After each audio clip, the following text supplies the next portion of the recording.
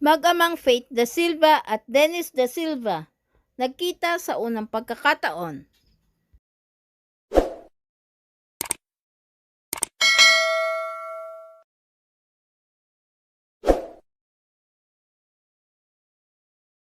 Noong nakaraang araw, December 20, 2023, ay nagkita sa unang pagkakataon ang dating aktor na si Dennis Da Silva at ang anak nito na isa sa mga most promising actress na si Faith Da Silva kasama ang kakambal niya na si Silas.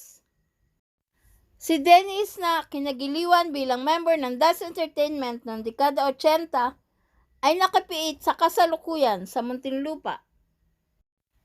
Sina Faith at Silas ay anak ni Dennis kay Tina King at hindi pa sila nakita ni Dennis simula ng ipanganak.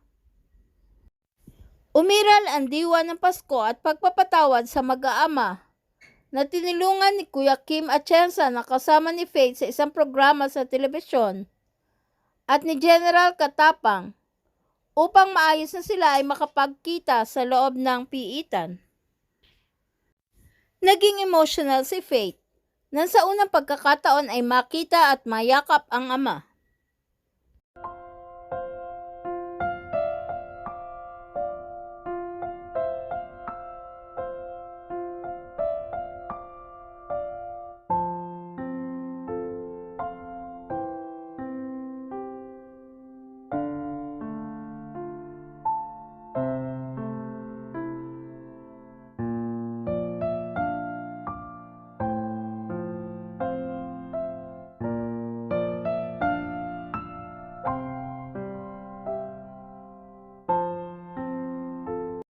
Thank you God for this heartwarming gift this Christmas.